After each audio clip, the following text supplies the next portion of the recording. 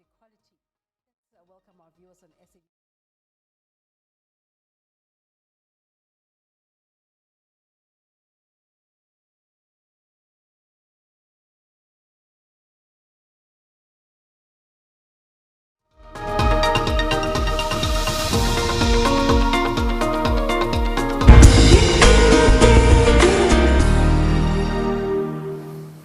Let's now listen to President Cyril Ramaphosa, who's delivering the keynote address virtually on the Women's Day celebration. The theme will focus on realizing women's rights for an equal future.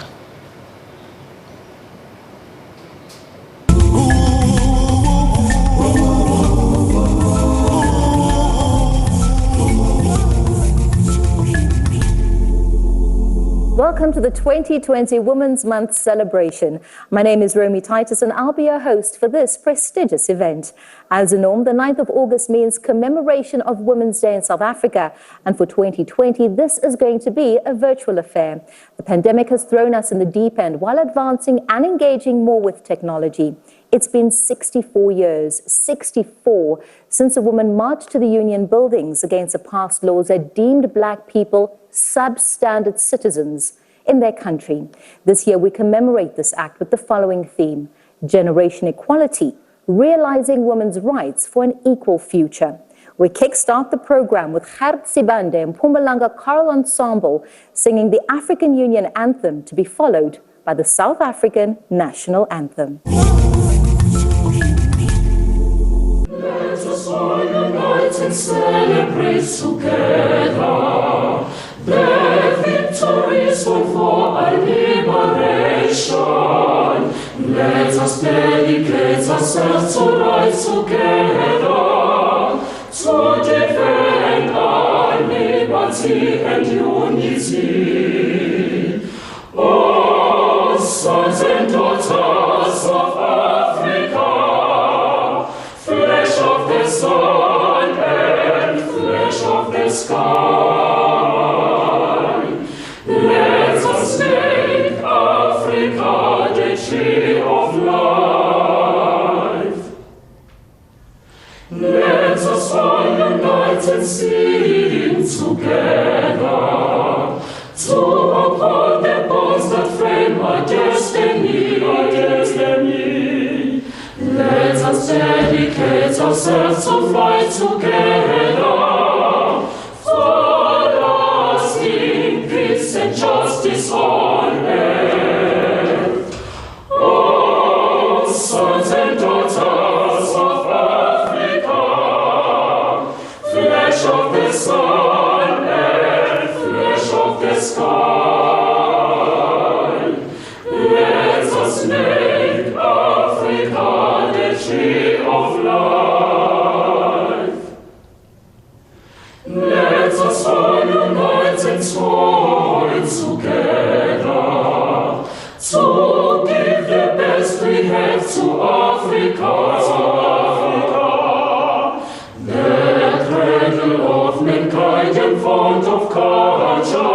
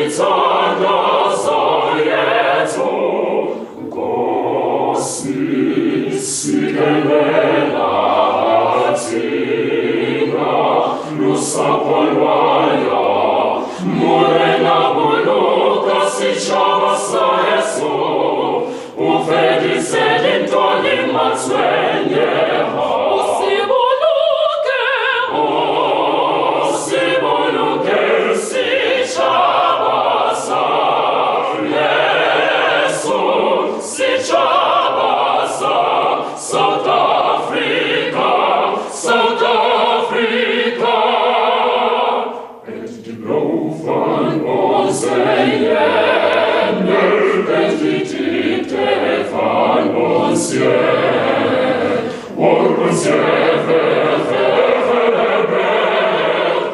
Von die große Antwort kennt, sonst come together, and united we shall stand. Let us live and strive for freedom in South Africa.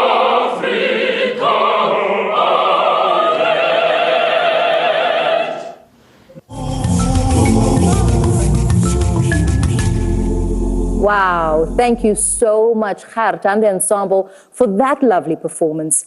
I'm sure you'll agree with me that anthems always seem to move something in one's soul, and it always leaves me feeling nostalgic in a way. I don't know about you, but I'm sure in the spirit of celebrating Women's Month now, it's time to receive the official opening remarks from the Premier of Mpumalanga, Ms. Refilwe Mtsweni-Tsipane. Ladies and gentlemen, it is indeed a singular honor and privilege to address you as we pay homage to Imbokodo. Today, we join the rest of the nation in saluting all our unsung heroines who taught us the true meaning of courage, sacrifice, and determination in pursuit of the noble goal of political and socio-economic equality. This year, we commemorate 64 years since our gallant heroines such as Umama Helen Joseph, Umama Lilian Goyi, Umama Rahima Musa, Umama Sophia Williams, and many more women stood up against the oppressive system of apartheid. The 20,000 women who gathered in Pretoria on the 9th of August in 1956 proved through words and, more importantly, through actions that watinta bafazi, watinta Imbokodo. We commemorate the heroines of 1956 and seek to draw strength and inspiration from their deeds as we confront the scourge of gender-based violence, which is a blight not only to their legacies, but also to the rainbow nation envisaged by the architects of our Constitution. As women, we live with the daily knowledge that no space is safe for us because of this scourge. We urge women and society as a whole to partake in our initiative to ensure that there is no safe place for perpetrators of gender-based violence. We urge survivors and anyone who is aware of ongoing cases of gender-based violence to report them to the toll-free gender-based violence hotline on 0800 428 428. It is our collective responsibility to end the scourge of gender-based violence, and in recognition of this fact, the Mpumalanga provincial government will continue to work with stakeholders from all sectors to ensure that we create safer communities for our women and children.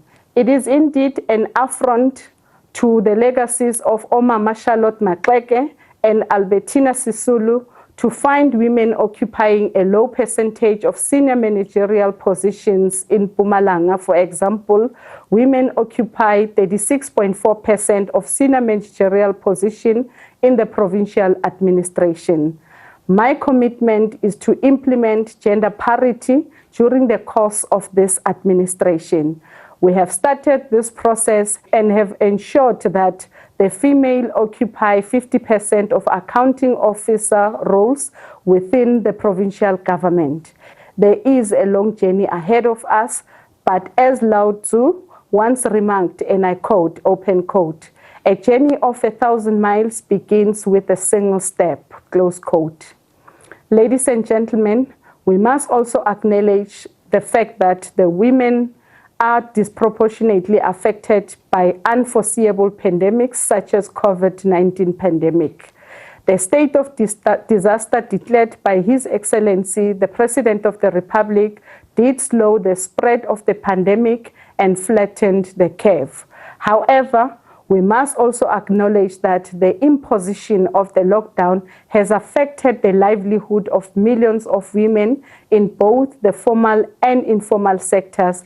To this effect, and in an effort to empower women and address the legacies of economic oppression, the Mpumalanga provincial government will prioritize the extension of strategic support to youth and women-owned SMMEs. We will do this by expanding our initiatives in the agricultural economy, by extending support and prioritizing funding to female-owned commercial farming enterprises through the Fortune 40 Incubation Program. Through these initiatives, we will expedite the development of young and female entrepreneurs within the agricultural sphere. Furthermore, through Youth Development Fund that we have established with a 50 million endowment, we will prioritize female-owned enterprises when evaluating entities to which funding and strategic support will be granted. Ladies and gentlemen, we are fully aware of the magnitude of the task bestowed upon our generation of leaders in striving for gender parity whilst ensuring the safety of our women and children. But vested in all of us in the fortitude of Umama Winnie Madikizela Mandela and the indomitable spirit of Nokuthula Simelane, it is our responsibility to ensure that their sacrifices were not in vain. Now more than ever, we must personify the adage that Mosadi Utshwara Thipa ka bohaleng. We must endeavor to be the change we wish to see in the world. That means that we must be central to any discourse and affirm the position that dictates that nothing about us without us. As we honor our strong women, may we strive to know them, to be them, and to raise them. With this being said, I wish to join the millions of South Africans and wish our women a happy Women's Day. I thank you. Thank you so very much, Premier Mtsweni Tsipane, for the opening remarks. We shall receive messages of support from our esteemed ministers, starting with the Minister of Women, Youth and People with Disabilities, Mayor Maita Nkwane Mashabane. A message will then be followed by Minister Nathi Mthethwa from Sports, Arts and Culture.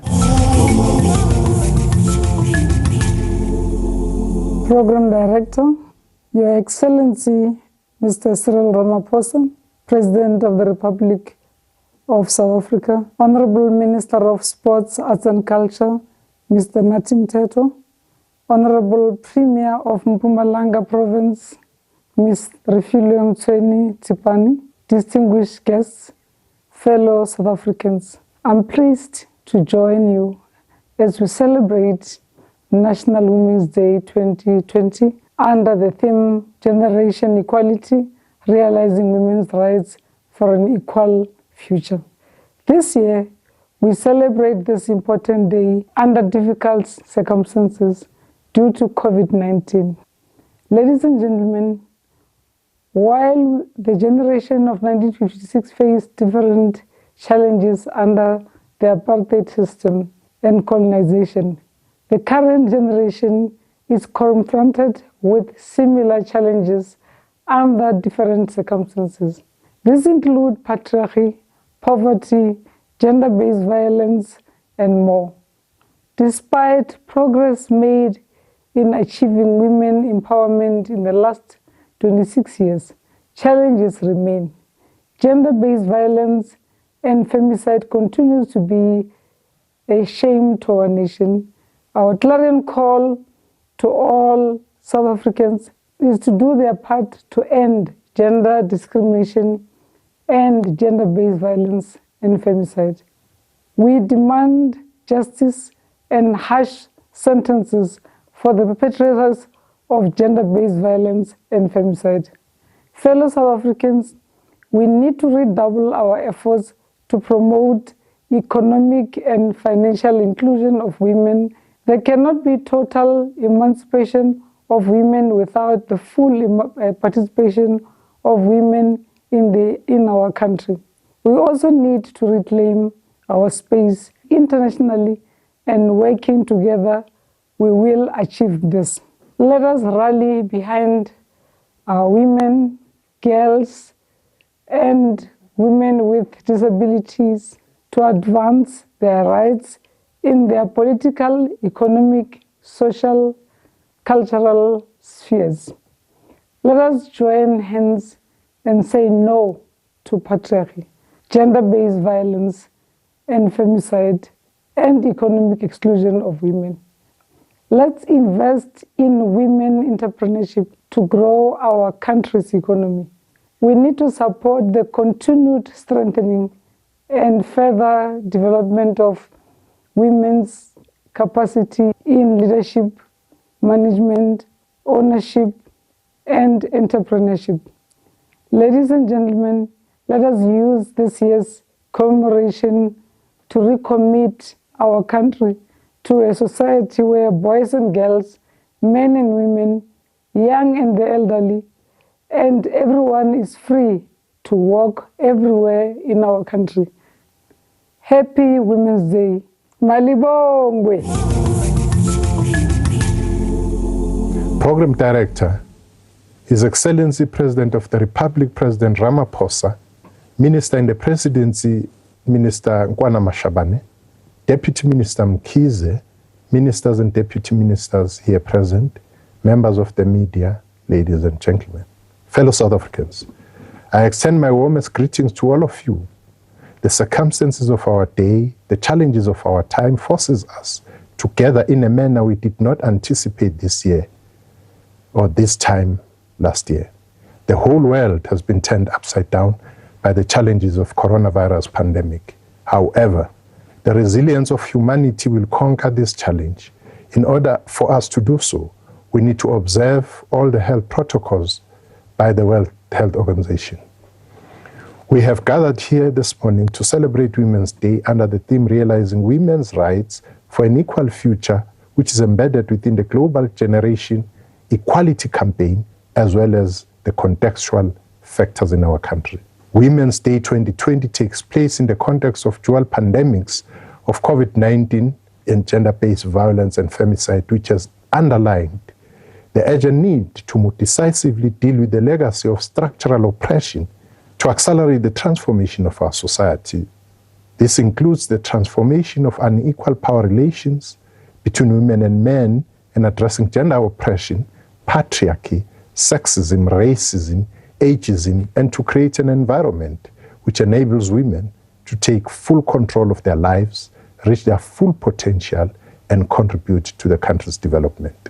In the past few months, the violent incidents directed against women of our country demonstrate a barbaric nature of some amongst us. In the words of Women's Charter, adopted in 1954 under the clause Test of Civilization, the level of civilization which any society has reached can be measured by the degree of freedom that its members enjoy. The status of women is a test of civilization. Measured by that standard, South Africa must be considered low in the scale of civilized nation, close quote. We should double our efforts to build a united, non-racial, non-sexist, democratic and prosperous society in which women are guaranteed their rights as full human beings. Thank you for your attention. I'll introduce myself again. I am Romy Titus, and it is an honor to be tasked with moderating the commemoration and celebrating the Mbokodos of South Africa. This year's theme is Generations Equality, Realizing Women's Rights for an Equal Future. As a nation, we shall never forget the sacrifice made by our mothers on this day in August 1956, when amidst precarious environment, they took to the streets marching against the degrading past laws imposed by the apartheid regime. Those are the women who showed us the way and instilled in us the importance of standing against injustice. It is against this backdrop that today, South Africa observes both international and regional human rights frameworks and have domesticated these instruments into our constitution. As a country, we've not just ratified human rights treaties, but we are following through with obligations. However, the key question remains: are we indeed realizing women's rights for an equal future? At this juncture, I'd like to acknowledge the presence of the Deputy Minister of Sports, Arts and Recreation, Ms. Notawe Mafu, who shall deliver to us keynote address towards the end of the program.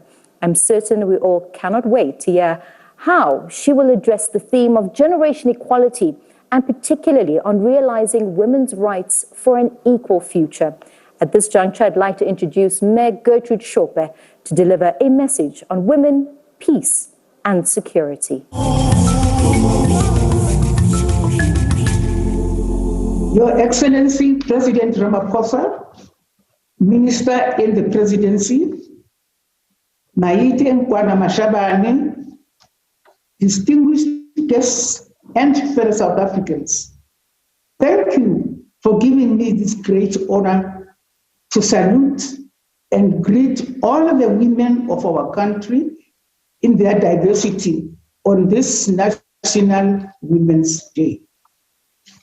Thanks to the struggles of yesterday, today we look with pride at many women playing leadership roles that we could not even imagine in our days. We also take this moment to thank the men and women of Africa and the world who supported our struggles in diverse ways and for many years. Thank you for the important roles played by different women in the new struggles against COVID-19. The COVID-19 has increased the incidences of gender-based violence, which was already unacceptably high. It has also made the life of people living with disabilities more difficult. Thanks to our president, government, civil society, and women in communities who are addressing these challenges. Our deepest condolences go to the loved ones of those who lost their lives in the new battle. Finally, congratulations to the Ahmed Kathrada and Sophie Dubrain Foundations for the project to recognize more of the women of the 1956 March to the Union buildings. On my part, I will be adding to the 2 Malibongwe booklets that recognize different women who played a role in support of our democracy. I thank you. Thank you, Meshope, for your enlightening message. As I highlighted earlier, I'll be moderating this virtual program, which involves a panel discussion. I'm joined in studio by outstanding South African women who will today engage the nation on women-centered issues. I would love to welcome and introduce to you our esteemed panelists, whose discussions will inform the President's address at a later stage during the program. With me today, I have Ms. Nomasonto Mazibuko, who will talk to disability rights, including persons with albinism. I have Ms. Masutane Mojaji from the South African Federation for Mental Health, and she'll address the impact of COVID-19 on women's mental health. The moderator today is Deputy Minister in the Presidency for Women, Youth and Persons with Disabilities, Professor Hlengiwe Mkhize, looking beautiful in green. We want to commemorate, we want to celebrate, but we have to dig deep, and we're digging deep today as we talk about mental health, especially in the times that we're facing with COVID-19. Ms. Masutane Mojaji, I'm sure that the SA Federation for Mental Health has been inundated, especially in a time like this. Thank you, Romy, and definitely, yes. I mean, we are living in unique times where everybody is just overwhelmed by the impacts of the COVID-19, especially on their mental well-being. So this has not only affected people with pre-existing disabilities, all of us, because we are affected by the pandemic, we are one way or another impacted mentally. That being said, we are encouraging communities to do what they can to look after their mental well-being during this time. Check up on people who are experiencing mental health problems. There was a global study that was conducted by the United Nations Population Fund in 2018. And that study found that women with disabilities, and I'm speaking disabilities in general, including psychosocial and intellectual disabilities, are 10 times more likely to experience domestic violence, gender-based violence, unlike women without any disabilities. Is it more so during this time, or are these stats continuously on the rise regardless of the pandemic? I think in South Africa, we've seen that, during the early stages of the lockdown that started in March, there were already shelters that were reporting that they are experiencing an influx of women who are seeking shelters as a result. GBV in itself is a social risk for developing a mental health problem. So it's important that whatever information and services are available for mental health are available and accessible to women in shelters. That being said, again, we as the South African Federation for Mental Health, we work with 17 mental health societies. They are providing direct services to communities, and they've been working consistently to provide an excellent model of mental health services in the communities. She said a mouthful there, Ms. Mojaji, in terms of just overstretched during this time. But I love also what she said is, we don't check in with each other. How are you doing? DM, how are you doing? I'm good. Would you like me to? Yes, please. Yeah, thank you very much for introducing us to such an important issue. I'm just interested in gender equality aspects of it. Do you think girls and women suffer more from mental health problems as they tend to be caregivers and they do more, they check on other people? Absolutely, Deputy Minister. I think girls and women, especially in the rural areas, are more as vulnerability is increased because of social factors such as domestic violence as well at home, poverty, ill health. This increases their likelihood of developing mental health problem as a result. And this is one of the things that was mentioned in a government document, the National Mental Health Policy Framework and Strategic Plan 2013 to 2020.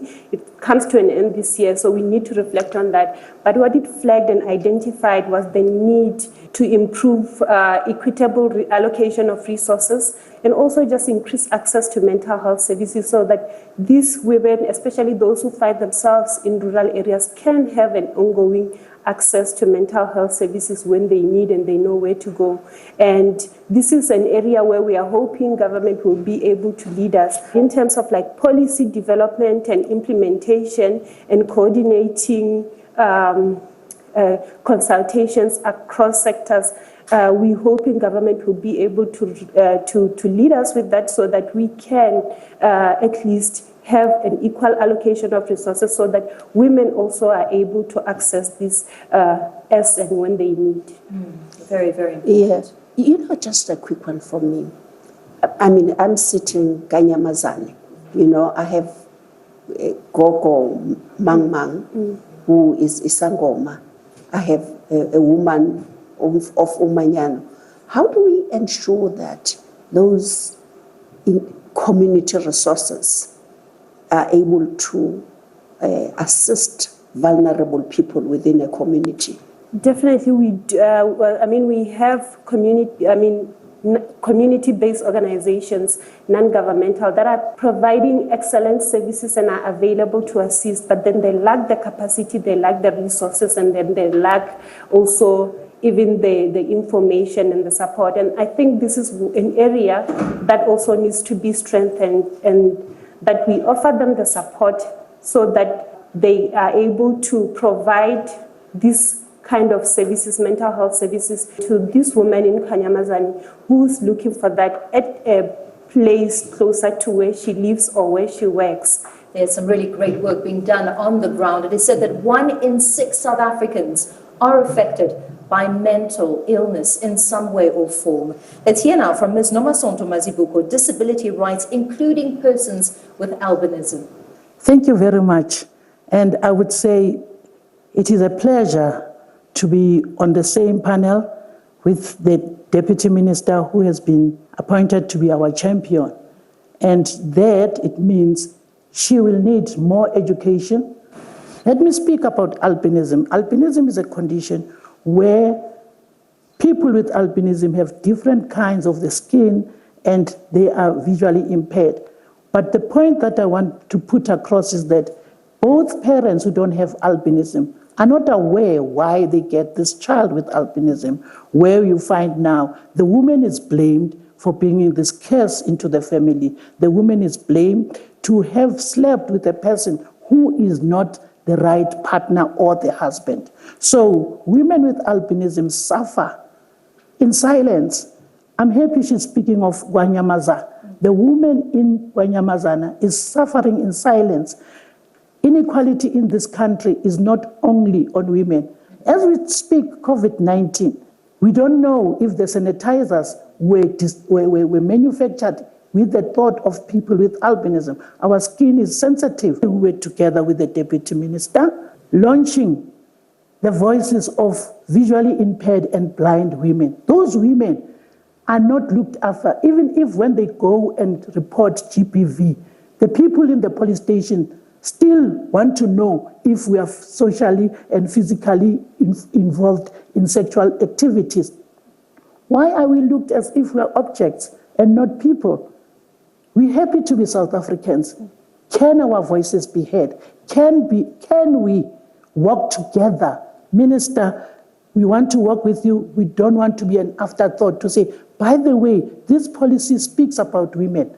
What about women with disabilities? We would like to make the president aware that as he is chairing the AU, people with albinism need to be protected in whatever that you are going to achieve, because we killed as girl children and women in Africa. And we're saying, can we unite in putting across that people with albinism, their body parts do not have any muti, and we don't have extra power to give you luck as you're moderating this panel today. I think you raise a good point there, Ms. Mazibuko, as a person living with albinism, that I think it's more, Deputy Minister, of a woman being differently abled as opposed to disabled. Yeah, I think we have to maybe go back to our commissioner there, Mazibuko, in terms of really how do we ensure that younger women today are prepared to speak out, are prepared to record their experiences of marginalization, of being treated differently, long even before they disappear from communities, long before even they are attacked. The theme of the United Nations says, bridging the generation gap. I think as we sit here as older women, we have seen how older women have looked down on younger women. Let me cite the issue of divorce. When a young woman gets married, it is the older person who says, your place at the home is now finished. You belong to them kisses as a Mazibuko, and we don't expect you back. And when this young woman, the marriage doesn't work, it is the very older woman who ridicules the young women. I heard you speak about the Sangoma and the church. The church doesn't allow young women to come into Manyano and say, I didn't make it in this marriage, so can I be accepted? I think it is this year that we are going to have action and speak to all those areas that are very sensitive of a woman who has a disability, of a woman who has albinism, to be accepted fully and not be thought about. And what is very difficult is the mental health that is not looked after. How many of us, as she has said, have we checked on one another since COVID? Ms. Mazibuko raises really good points, and I think, Deputy Minister, there's also a tapestry here. There's such links, especially between mental awareness. We're talking about disability, but it's the same. I love how the Commissioner said that the Deputy Minister, you are the champion. You're the champion for women, for children.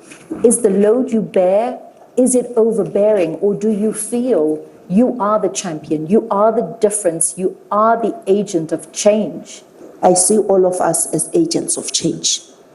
We can no longer drag the discussion and say people should continue to disappear, to be discriminated against, to be attacked. The question is, how do we ensure that within the next 5 to 10 years, we see concrete results whereby a person's rights are realized and respected by all.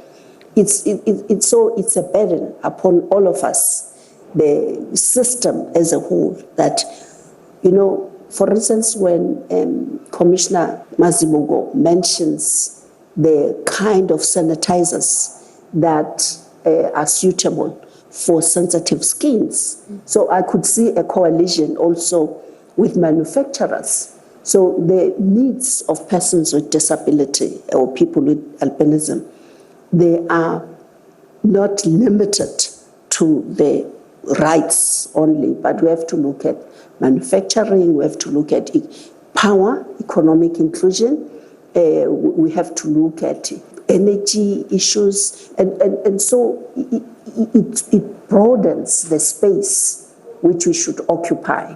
The point I was interested in also from Ms. Mazibuko is a question of the criminal justice system. Because really at the end of the day, we all say, when you think about government, you think about the police, the courts, and so on. What do you think we should do to empower the police in such a way that women who come to the police station are not asked the same questions, secondary victimization, in terms of how certain are you that this person did that to you? Because that must be devastating for women. Yes, Deputy Minister, the first thing is to employ people with disabilities themselves. SAPS has integrated, there is a unit that is called vulnerable groups. But most of the police stations don't have the designated rooms for people who have been abused. If I come as a deaf person, there must be a sign language interpreter. Always saying, let's work together. Policies are there. We don't want to be reading, they are gathering dust. As we speak right now, policies need us to go and implement. It is the time for government to implement. Government cannot implement by its own. It's going to implement with us. Commissioner, I love what you said. It doesn't just fall on the Deputy Minister, but collectively, we as women of South Africa standing together to be those change agents. If you take a look at worldwide statistics, 400 million people are affected by mental illness. And if you take a look at the stats of GBV, only 1 in 9 cases goes reported. Due to COVID-19, we would have loved to have a huge panel discussion, keeping our social distances with no masks in order for you to be able to hear us. When we come back, our next panelists join us. This time, Judy Nokwedi talks about money within a household and how women drive the economy, however, still earn less than men. And a GBV survivor talks about how she lives and breathes today, and GBV, how it's affected her life. We continue to commemorate Women's Day this Sunday right here. And albeit different due to COVID-19, we'd like to thank Ms. Mazibuko as well as Ms. Mojaji for their insights shared. Joining our panel now is Judy Nokwedi, talking about women, economic empowerment and financial inclusion. She's the SG at the Black Business Council. And after that, we will be joined virtually by our gender-based violence activist and survivor as she shares her story. Deputy Minister Hlengiwe Mkhize is still here with us. Judy, a warm welcome to the panel. It's really good to have you in your bright, vibrant yellow. Happy Women's Day. Do I say Happy Women's Day?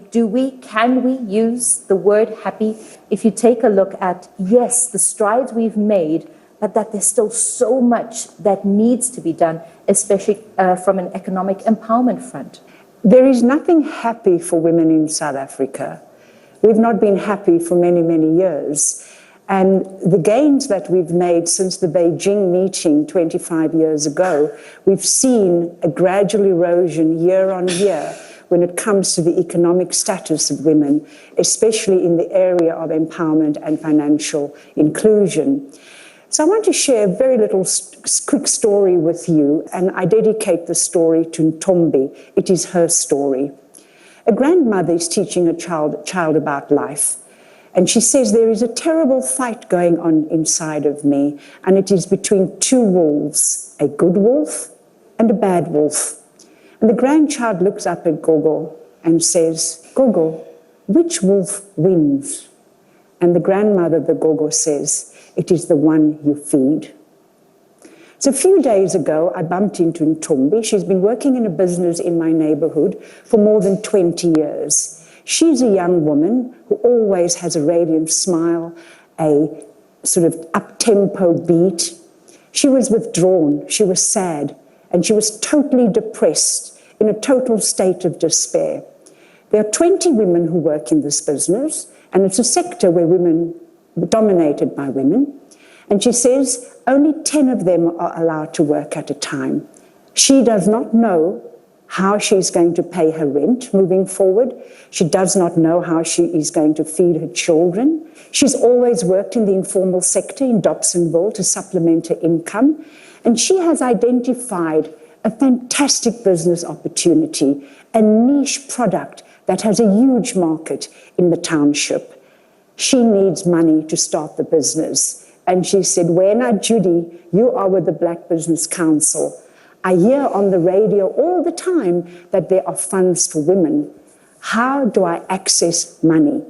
So we at the Black Business Council, in the women's formation, the Women's Alliance, we have a very, very clear vision around how you protect women. It is this simple. You put cash in the hands of women, you protect women. Black women do not have credit.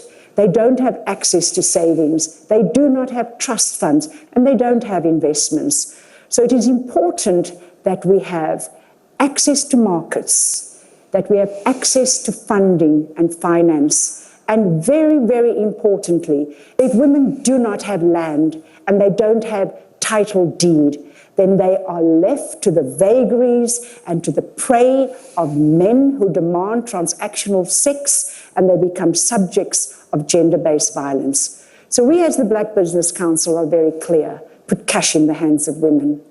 And we want a South African economy that is led by Black business-owned women, small, medium, and large. It's a beautiful story that you tell, especially of you being a beacon of hope for Ntombi, where she went for those resources. But I think the touch points here are clear, Deputy Minister, in the need for Black women in this country.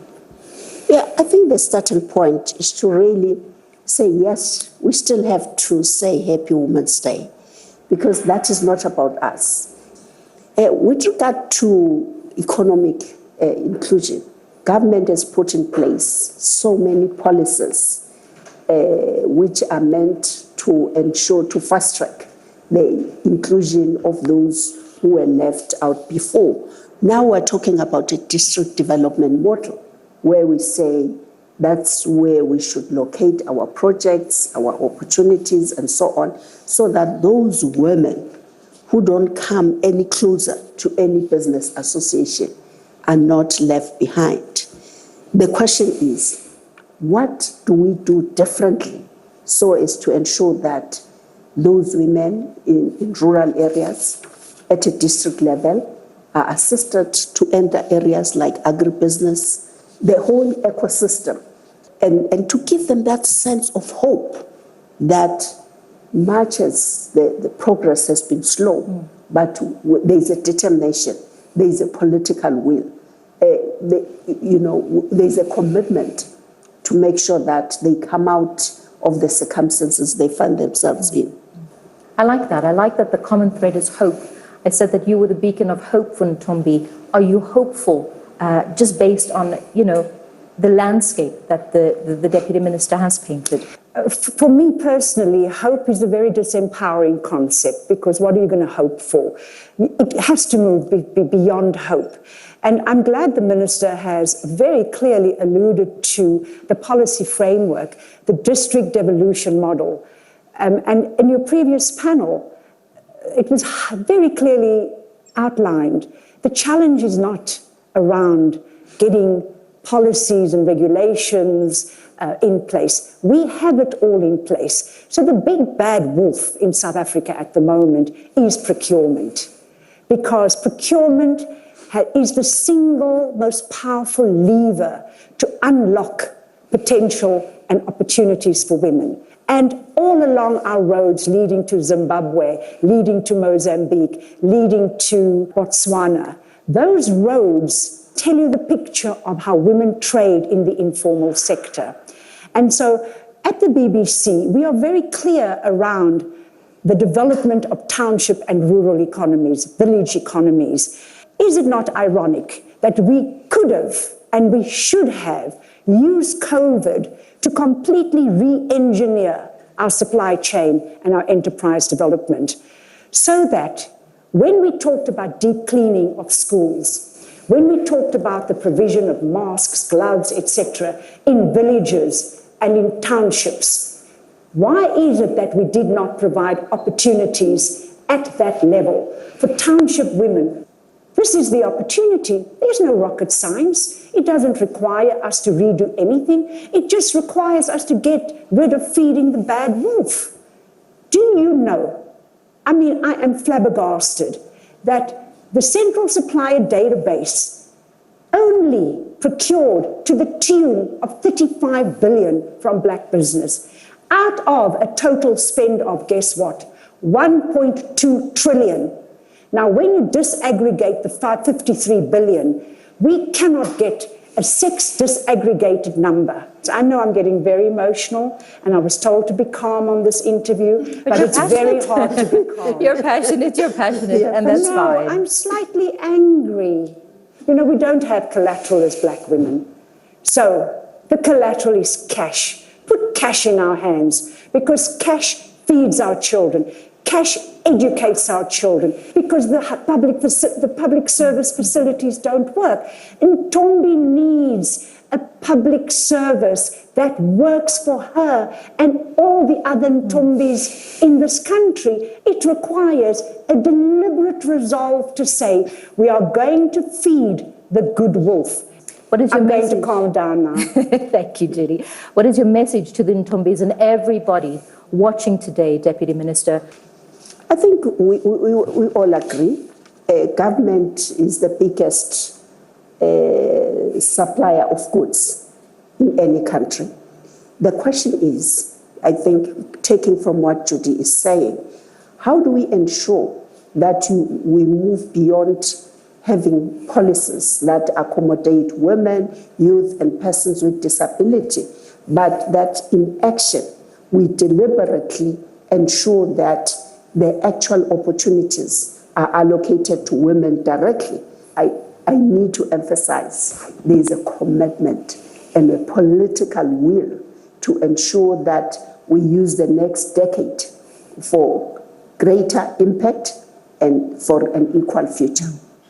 I think Ms. Mazibuko said it well as well, the change agents. We are those change agents, from passion to a woman who has endured pain, a gender-based violence survivor and activist who has requested to remain anonymous, digs deep as she shares with us her moment of pain.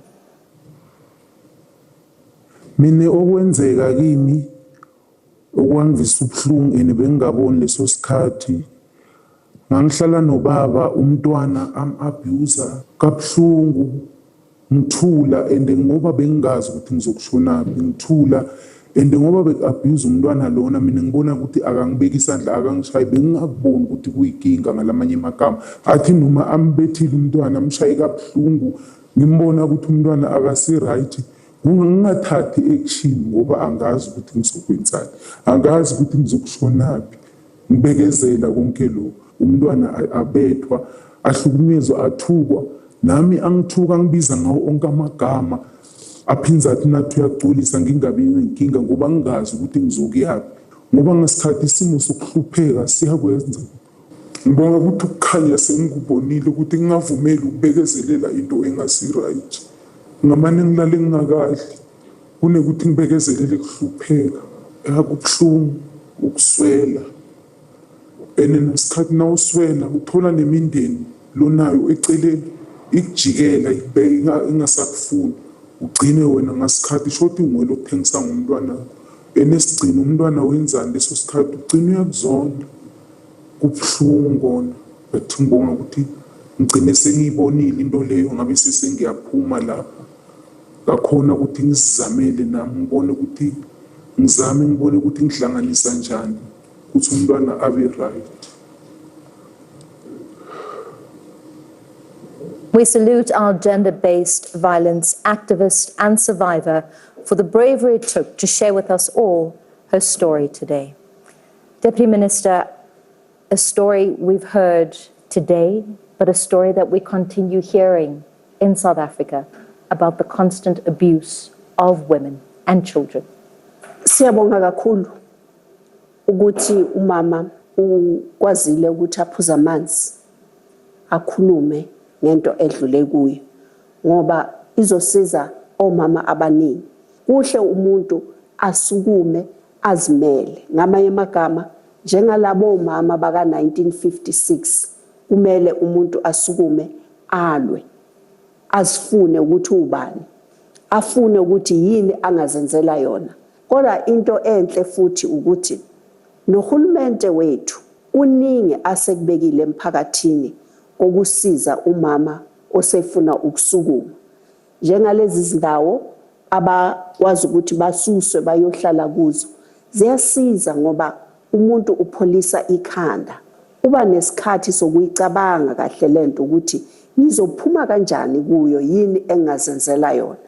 Ngokwami ke ngibone ngathi masikhuthaze omama abaningi ukuthi uma uhlukumezwa ukuthula kuyokucindezela nokwedlula.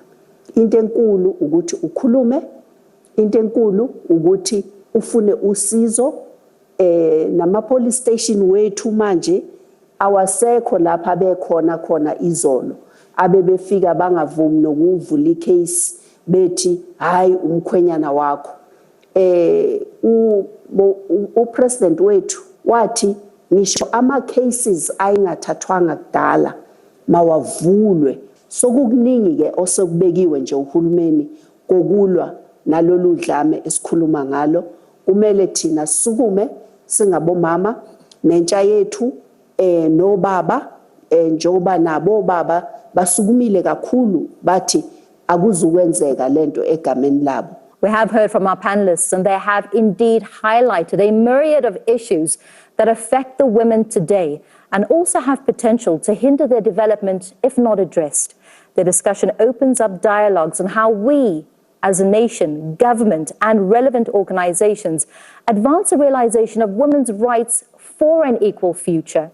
I will now usher the platform to the President himself during these difficult times to deliver the 2020 Women's Day keynote address. Women of South Africa, on this Women's Day, I greet you, the inheritors of the noble legacy of the women of 1956.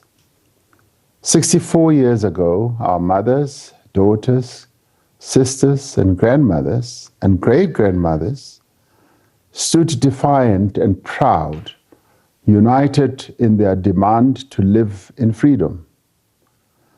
They stood not for themselves alone, but for the rights of the generations of women yet to come. This day provides all of us with an opportunity to reflect on the road we have traveled as a nation since then. As a country, we have made much progress that we can be proud of. We have made gains in advancing women's rights, in broadening women's access to education, in the provision of health care and social support to women, and in improving their participation in the economy and decision-making. At the same time, we know that the lived reality for millions of South African women is very different to the promise that is contained in our Constitution. We know that millions of South African women still live in conditions of poverty and unemployment. They face discrimination and violence all the time. To give effect to our commitment to the upliftment of women, South Africa has joined Generation Equality, a global campaign to achieve gender equality by 2030. As part of this campaign, we are part of two action coalitions, one on economic justice and rights, and the other on gender-based violence and femicide. These action coalitions mobilize governments, civil society, and the private sector for collective action. They give us an opportunity to work with other world leaders to achieve real change in the lives of women across the globe. As we mark Women's Day this year, South Africa is in the grip of two pandemics, the coronavirus pandemic and the scourge of gender-based violence and femicide. Ever more women and children are being abused and losing their lives at the hands of men. It cannot be that this Women's Day is drenched in the tears of families who have lost their sisters, their daughters, and mothers to violence that is perpetrated by South African men. This cannot continue. We can no longer, as a nation, ignore the deafening cries of women and children for protection, for help, and for justice. It has been 11 months since I addressed a joint sitting of Parliament to announce an emergency response action plan to combat gender-based violence and femicide. Since then, we have taken concrete actions to provide greater support and care to survivors of gender-based violence. We have increased the number of shelters and care centers for survivors and improved the capacity of our police to deal with the crimes of gender-based violence. We have made important progress in reforming our laws to give greater protection to survivors of domestic and sexual violence. We now also have a national strategic plan, which, among other things, aims to promote women's economic inclusion. One of the most important ways to reduce the vulnerability of women to gender-based violence is to enable them to become financially independent. With the launch of Generation Equality and with the implementation of the National Strategic Plan, we have a unique opportunity to refashion our society and the lives of the women of our country. We have an opportunity to build a country in which women's rights to dignity, to security, to safety, and to protection is not negotiable. It requires bold and measurable actions by government, civil society, the private sector, and all actors for meaningful change. Today, we commit to a new social compact with the women of this country, informed by our collective commitment to gender equality. This will be driven by bold actions. The first action is to expand the access of women to economic opportunities. We will do this, amongst other things, by setting aside up to 40% of public procurement for women-owned businesses. We now expect national departments in government to monitor and to report on how many women have participated in each public procurement process. They will have to develop clear plans on how they will broaden women's participation over the next 12 months. As the chair of the African Union, we will also be working on policy guidelines to help member states on our continent to develop similar interventions. The second action is to support women who operate small and micro businesses, including those who operate in the informal sector. Lack of access to financial services, as well as digital identification, tends to limit the participation of women and their ability to conduct business. Under Generation Equality, we will be supporting African Union member states in their drive to adopt digital IDs. We will engage the financial sector to strengthen efforts to make financial services accessible and affordable for women in South Africa.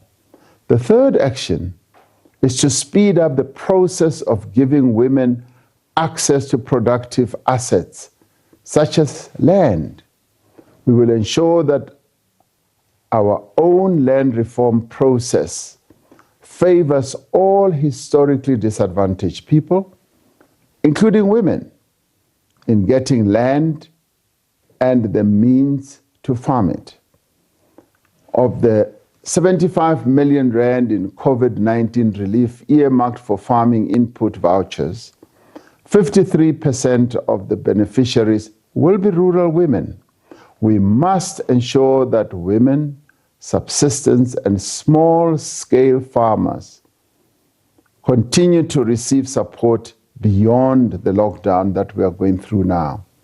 At the same time, we will be calling on the African Union member states to put policies in place to increase women's ownership of land to 30%.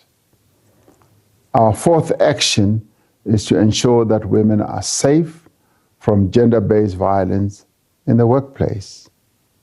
Through Generation Equality, we will work at a national and regional level towards the ratification of the International Labour Organization Convention on Violence and Harassment in the Workplace. The urgency of achieving gender equality has never been greater than now. The coronavirus has left none of us untouched, but it is those who already face economic insecurity, poverty, discrimination, and exclusion who have been hardest hit. To support the fight against gender-based violence, the Solidarity Fund has approved a 17 million rand project to expand shelter services and support the network of Tutuzela care centers. A portion of this funding will also go towards capacitating the Gender-Based Violence Command Center to ensure women are not made more vulnerable during the lockdown. We have put mechanisms in place, not just for social support, but also to help women-owned businesses. Of the 12.6 million people who have received social grants during the month of June, 10.5 or 83% were women who are aged 16 years and older. As of this week, about 1.4 million South African women have received the special COVID-19 social relief of distress grant. The food parcels distributed through the Department of Social Development and the Solidarity Fund have reached just over 1 million families, among them women-headed families. In the second round of food relief, the fund will distribute this month in the form of vouchers. Some 40 to 50% of the target beneficiaries will be women. COVID-19 relief is also being provided to women-owned SMMEs through our development finance institutions. For example, of the total number of SMMEs benefiting from the Debt Relief Finance Scheme, 33% are women-owned businesses. The Industrial Development Corporation, the IDC, has also directed a significant portion of its funding approvals to supporting youth and women-empowered businesses. We have prioritized Black-owned and women-owned businesses in the procurement of personal protective equipment. There's been a number of success stories of women either starting businesses to produce personal protective equipment or modifying existing business operations. We are deeply concerned about the corruption that has marred our national effort to make PPEs accessible to our hard-working social and health workers. We expect the law enforcement agencies to find the culprits and ensure they face the full might of the law. This pandemic has demonstrated our ability to support the greater economic participation of women in real terms. This good work must not end when the pandemic is over. We must maintain the momentum. The generation of 1956 mobilized, organized, and stood firm in their demands for their rights to be respected. The women who, in the recent past, have taken to the streets demanding an end to gender-based violence and femicide carry forward the flame of that struggle that the mothers, the sisters of 1956 embarked upon. Under generation equality, we want to see women's full empowerment achieved by this generation within a generation. This is our responsibility as a nation. It is our goal. If we each play our part, we can make this happen. The time for talk is over. This is now the time for action. I wish all the women of South Africa a happy Women's Day. I thank you, and I wish you the very best. Thank you so much, Mr. President, for your intriguing address.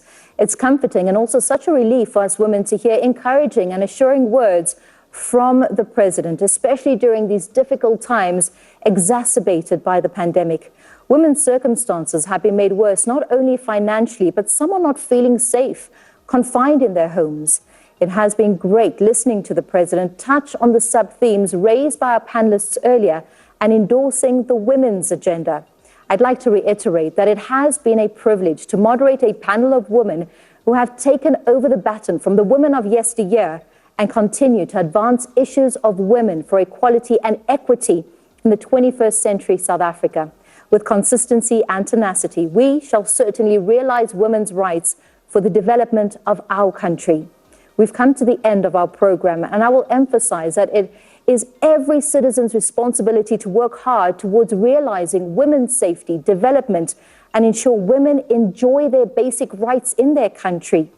We can indeed then be a generation equality practically, not only on the constitutional document. In our closing virtual program for 2020 Women's Day commemoration, more beautiful performances by beautiful Mzansi women will follow. From me, Romy Titus, have a happy Women's Day.